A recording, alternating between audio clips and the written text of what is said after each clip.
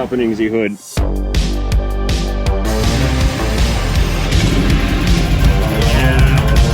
Here's our brake rotor. There was our brake rotor. Misdiagnosed. I think this one right here has been misdiagnosed, and I think I'm the one that did it. Hello, everybody. Good day to you guys. Welcome back to the channel. Glad you guys are here.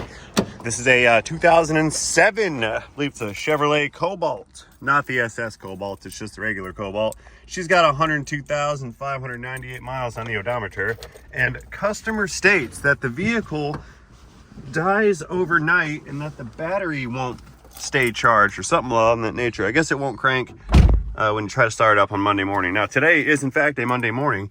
This Kia car has been hanging out here all weekend. We rolled it out on Thursday after I had diagnosed a faulty ECM.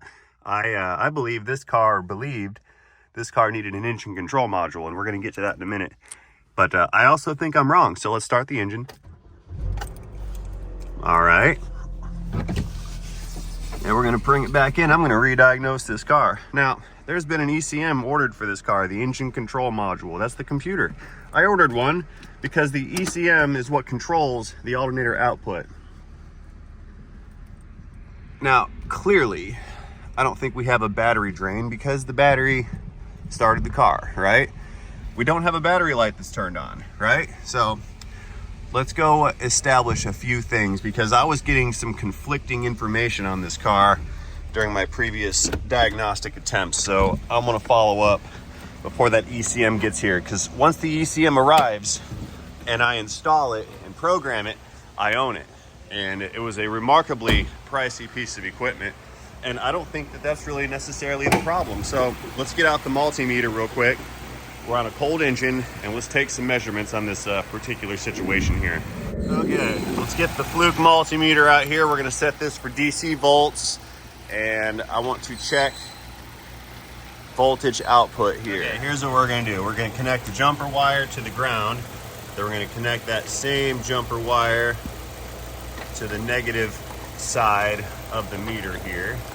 That way the meter is grounded. And looky there, 14.66 volts.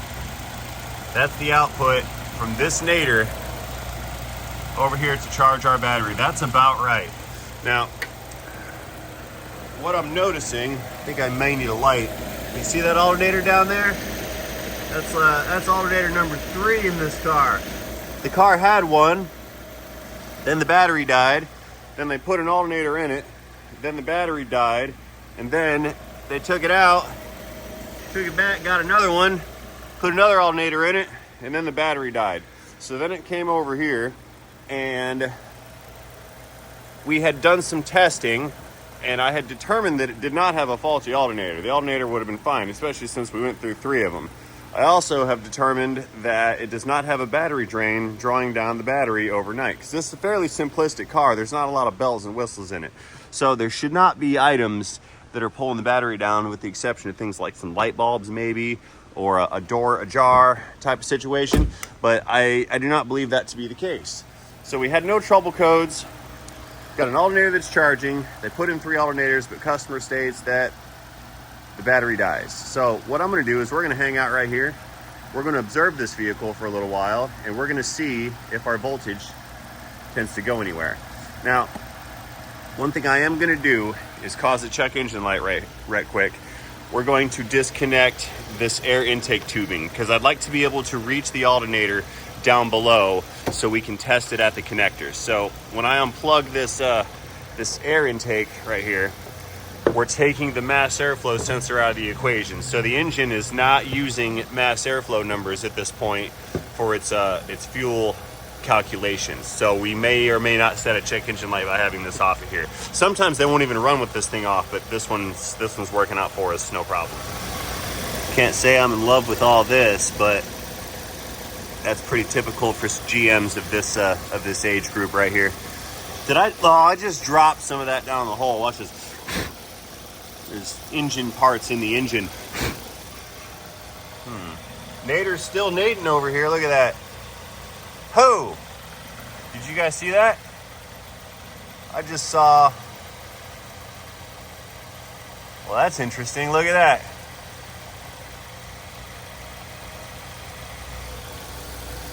The problem has just occurred right here and right now. How about that? 12.55 volts off that brand new nadir, and we were just charging at 14. I wonder. All right, we're coming back up now. I hear it too. I can hear this thing have a change of state. Interesting. Well, this leads me to where I thought we had an ECM. You see, when my guy was trying to diagnose this, the fellow that owns the car, he was at home and he was changing these alternators. And we were going through the diag tree. It was over the weekend, but we were going through the diag tree, and I had him disconnecting the power cable there and there, checking resistance of the power cable. I had him checking for the power and ground signal at the 2-pin connector that goes from the ECM to the alternator. We found that the wiring from the nadir to the ECM was good. It had like 2.9 ohms resistance, something in that zone. But again, it's intermittently not charging. So I'm not wanting to think that it has bad alternators because we're on our third unit here. So since we know the nadir's not good or not bad, we know that engine ground is not bad because it starts and cranks.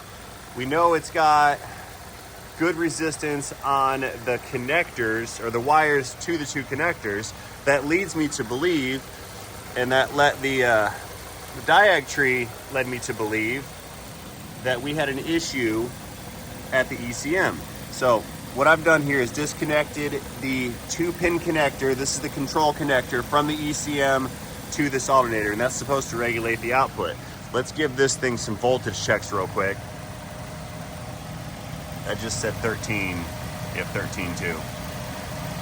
Which is also interesting because this alternator, when its control field is down, is designed to default at 13.8 volts. So even with this thing disconnected, I should be seeing 13.8, not 13.2. Very odd. But anyway, let's stay on track real quick. I'm basically redoing a diag from the other day because I think that I'm wrong, and we're going to find out why.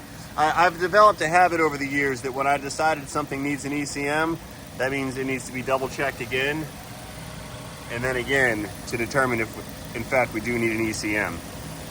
What we're going to do,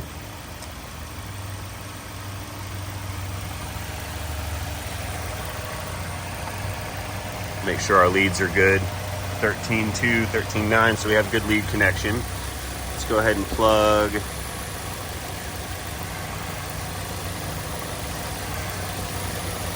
see what we get. Okay, nothing on the meter, so let's see if that was the ground wire.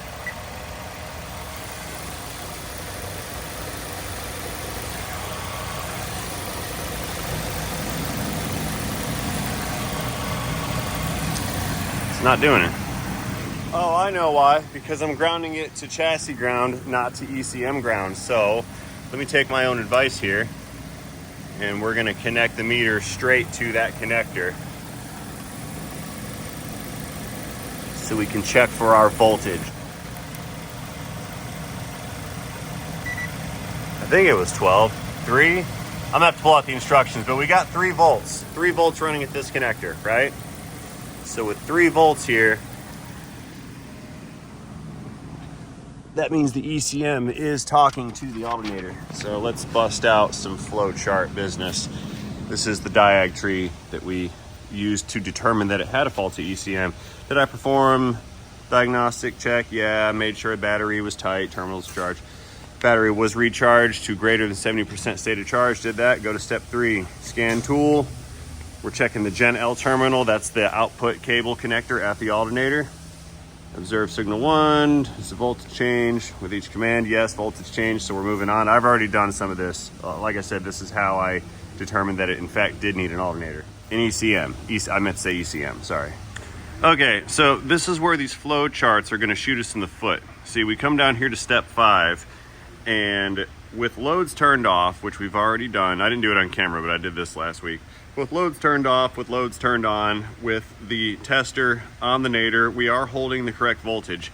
until we're not. Like I said, intermittently, and you guys just saw it, intermittently our output voltage drops down below the threshold that this alternator is supposed to produce even when disconnected, and that threshold is 13.8 volts. That's where it's supposed to hang out if we have a failure of the control circuit or the ECM. And we're also, there it is, yeah, we're supposed to have that battery light coming on, but we do not. Normally we do not. Now with that light on, let's just give this a quick check and see if this nadir is still charging or if it's not. Watch this, one-handed alligator clip install. Can it be done one-handed? Yeah, yep. No, I lost it. There we go. Now, where'd that other lead go? Here it is. So what we're doing, let's just see if this nadir is making any power. So with that light on, which is a new development, yeah, we're 1317. And the charging system light's on. Now my customer had stated they've never seen the charging system light on. So that's probably on because I have the control circuit disconnected and for no other reason, because it's never been on. But anyway, we are below our threshold of a disconnected alternator. Now the problem is we're going to pretend that it's charging like it normally should be charging, because we know it's not the nadir, and I don't think it's the connector, which this is where I was led to believe it was an ECM based on my own diagnosis. And we found out that's not right. So anyway, assuming that it's working like it should be, this thing says system's okay, we're all done, diagnostic complete. But that's not right. And it's not right because the thing dies and the symptoms are not going away and it doesn't charge like it's supposed to be, and it's undercharging because we're not getting our 13.8. So we're gonna pretend that system's not okay. We're gonna go over here to step 7 on the next page. Step 7, leave all the accessory in the on position, load test. We're checking for battery positive. Is voltage measured to the specified value? We're gonna assume that's a yes. Actually, we're not even gonna assume it's a yes. It is gonna be a yes because this thing is having us check voltage at the scan tool, not at the battery. And it wants us to confirm that the voltage at the scan tool matches what's at the battery. Basically, the part of that step is to determine that there's not a wire problem between this fuse block where the alternator power comes in and the distribution center inside of the dash. That's not the issue. So we have full power in the cabin that has been supplied to the charging to the battery under the hood. So that's going to be a yes on step number 7. So over here on our yes, it's telling us go down to step number 14 since everything is working like it's supposed to be. 14, inspect for poor connections at the generator. Did you find and correct the connection? No, there's not a poor connection at the generator, so that's going to be a no. So it tells us go to step 18. Step 18 says replace the generator. Well, no. We can't replace the generator because we've already had one in there. Then we replaced it with another one. Then we took that one out, replaced it with another one. So we're already way off track on our flow chart because it wants me to replace the generator. So we need to backtrack some. This is not the correct path on our flow chart. So let us slow it down because whatever's going on with this car is not going to be identified with this flow chart. So we need to slow this down, and I mean way down, okay? So since we're not replacing the generator, we know we're off. Let's go back to where we stopped when I first opened up this video and we were under the hood manually checking things. And that's going to be the step where we disconnect the connector from the alternator / generator to the ECM. And I believe that was step inspect poor connections did that. It says disconnect generator output terminal. We're looking for voltage at those connectors. Where is this business? So since we have the correct voltage at the connector, we did not find the condition. That sends us off to step 11. So going to step 11, test the generator turn on signal for a short to open. Well, we don't have a short to open because we have voltage. And my guy has tested that in the parking lot of his apartment complex, I guess, or wherever they were changing that alternator. They had tested it for a short to open because I had them doing a continuity between the pins, and it's OL, there's infinite resistance. So there is no continuity on the control circuit at the 2-pin connector. So we did not find and correct the condition. Go to step 13. Step 13, inspect for poor connections at the harness connector of the ECM. No, we don't have poor connections there. That's already been checked. Find and correct condition. The answer is no. Go to step 17. Step 17, this is where I landed, which is why I ordered an ECM. It says replace ECM/PCM. But my problem is I'm missing that 13.8 volts.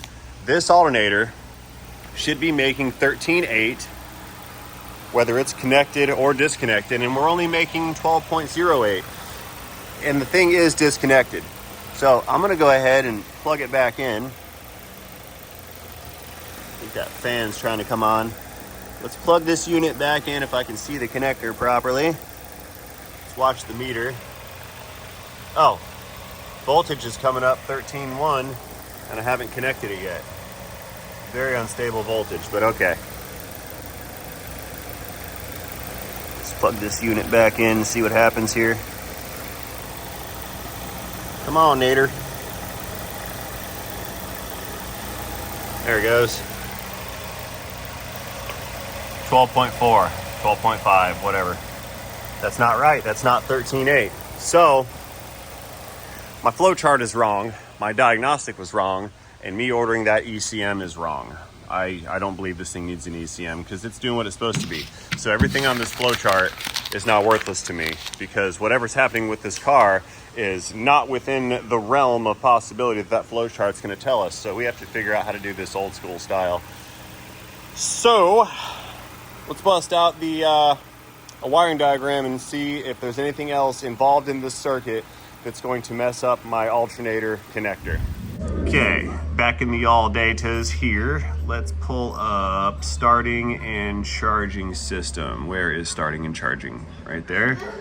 And we're looking for charging system circuit, not the starting system. So here we have a representation of the alternator right there with a phone cord in the way. Now, here's what we've got.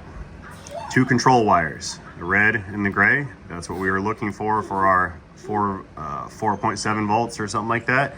That's the Gen F terminal and the Gen L terminal from the engine control module. So the ECM is what controls alternator output.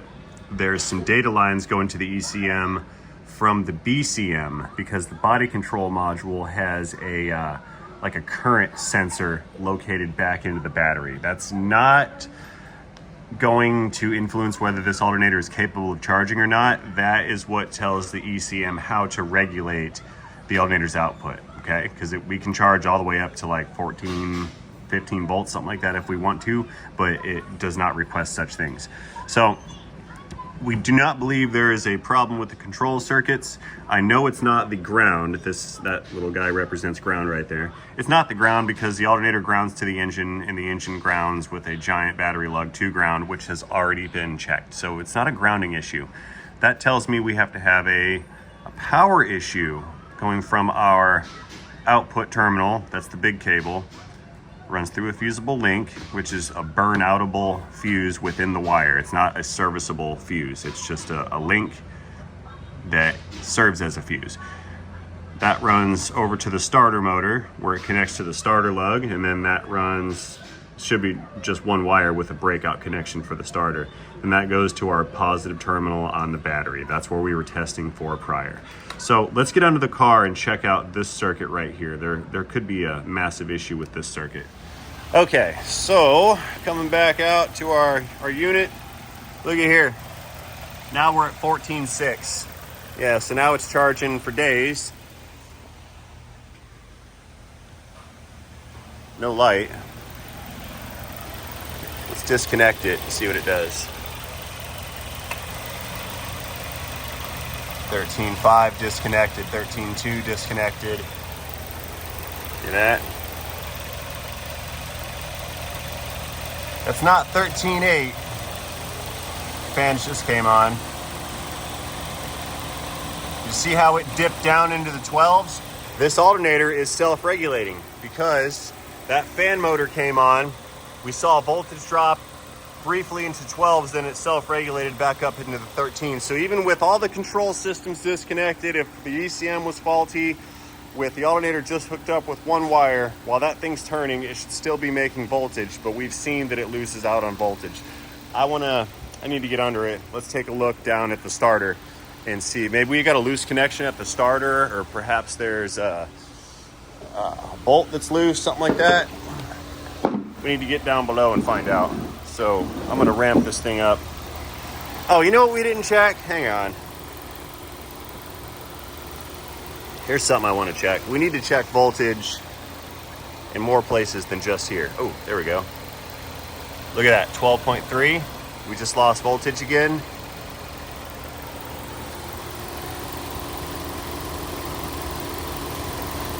Checking it right here. Look at that. 13.6. Right here at the output terminal.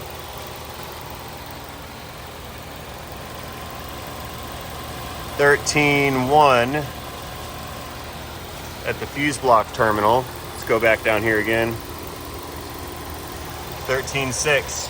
So we've got a nasty voltage drop in our power cable. Yeah, let's do some power cable inspections. Look, the 2-post lift is gone. 4-post is going in. You know, I don't think I told you guys about this. I had my lift was supposed to get installed the other day, and the guys came out and they drilled a hole in the concrete, went down there with a little hook, and found out that this section of the concrete in the building is about 3/4 of an inch too thin, and it won't support the the posts on the lift. So they have to come out and they've got to cut big old holes in the concrete here and take this whole section away. Cut that section out, take that away. Then they got to build a form with some rebar and then pour in a thicker section of concrete to create a footer for my lift post to go in. So the lift has been delayed yet again. That's the update on the lift situation. But I got the 2-post out of here, so now there's more room to work around with. Anyway, let's get that car up in the air real quick. I'm gonna crawl down under and we're gonna take a look at that starter power cable. Where's my flashlight? I know I left it here somewhere. There it is.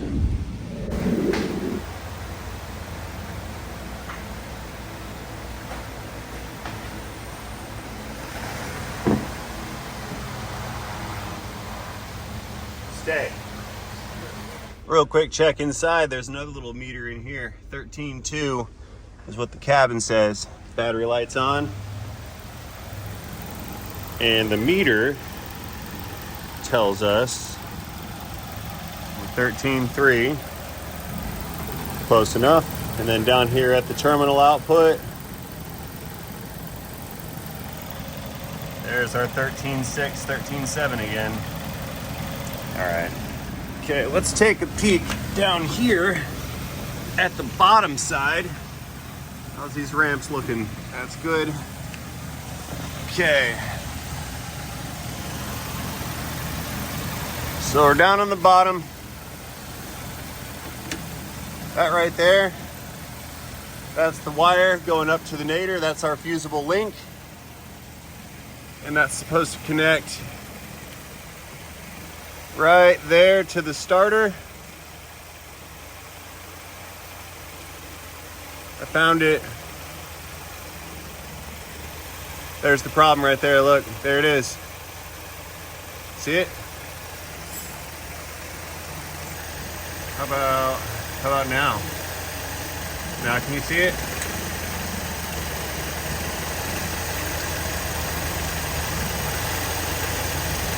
That's it. Yep, that was it right there.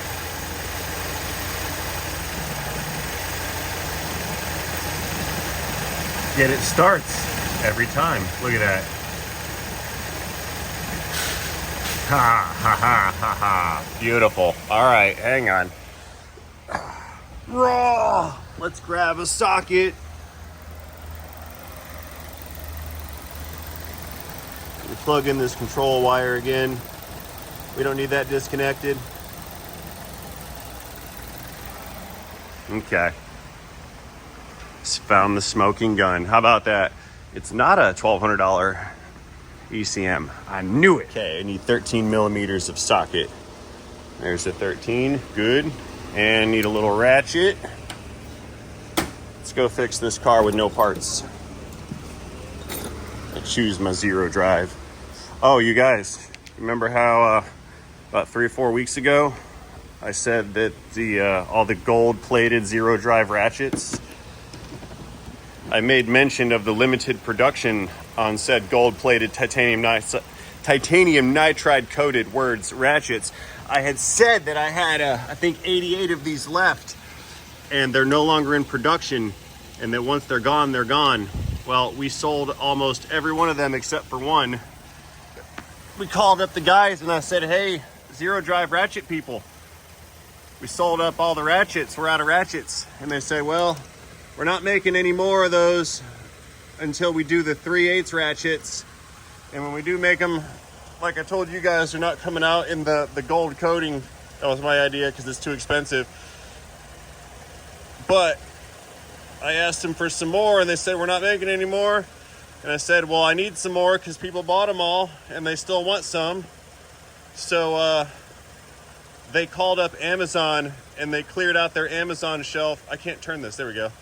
They cleaned out their Amazon shelf, and I now have all of the rest of the ratchets that were on Amazon. So if anybody last minute wants to snatch up one of these before they leave existence, they're in my store, no longer available on the Amazon store. I mean, they probably have 3 or 4 of them left or whatever, but I got a whole package. It was like half of a pallet full. Would you look at that? This thing's super loose.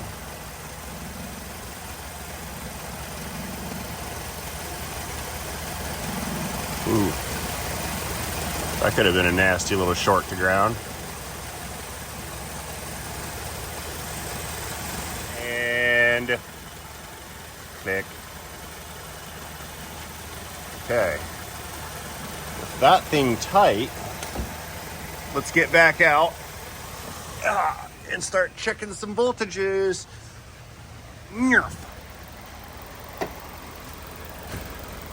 Okay, survey says 14.5. Yep. Down here at the nadir, 14.7. Well, we're losing 0.2 volts voltage drop. 0.12, 0.14. I'm just fine with that. Need to make sure that that little nut down there is also tight. And it is. Okay. Beautiful. Okay, guys. I think that's a win. It does not need an ECM. I was super wrong. But I have not installed said ECM yet. I've ordered it. It's on the way here. Fortunately, I ordered it through a parts store and not direct from a reman person, because they just rebuild these things now. What happens is the capacitors blow up in them and then they quit functioning. Yeah, I had ordered an ECM for this, but it's not here yet. And since I ordered it from one of the parts stores, I believe I can send the unit back. So guys, that's a diag. That's a failed diag made up for with a legitimate good diag. So this thing is all nice and done. Oh, scheisse. Stop it. Yeah, I'm gonna go ahead and send this one back out into the wild. I think we're good to go here on this this particular re-diagnosis. Okay, close this up. We'll get this thing on out of here. I think we're all donezo. Uh-oh. Hey, I'm coming out, darling. Wife unit's got the van right there. Hello. Where she's leaving. Hope she's not leaving. I like it when she's here. All right, guys. Well, 14.4 on the inside, no battery light. Never got a check engine light from that mass airflow being disconnected. Let's give it a power cycle real quick. Yeah, it doesn't care. That's what I like about older cars. They don't care about a lot of stuff. Newer car wouldn't be so forgiving. Anyway, fellas and ladies, I believe that's kind of a win. Like, it's a major loss and it's It's embarrassing to misdiagnose a car, I'm not gonna lie, but it happens. That is reality. Sometimes we get things wrong, but what matters is how we handle things when they're wrong. And this one is no longer wrong, it is right. So I will not be selling this dude a $1,200 ECM, and I'll be returning the one that I ordered with the label still on it. What I did not do was install it and then program it and then decide that I'm wrong and then figure out how to send the parts back or charge the guy for it anyway and then tighten up that battery terminal connector. I didn't do that. So I kind of ate some crow on this one. It is what it is. Power down. Pew. But it's a victory at the end of the day nonetheless. So that being said, guys, since we have a confirmed kill on this one, we're good to go. I have nothing more to offer you in this particular video other than a thank you for watching this video. As always, I'd appreciate it if you let me know what you think about this diag procedure and this error in the comment section down below. Do not forget to engage that like and subscribe button while you're down there. And most importantly, have yourselves a great day. See you guys later in a video, in a Chevy Cobalt, end of loud noises, in a transmission.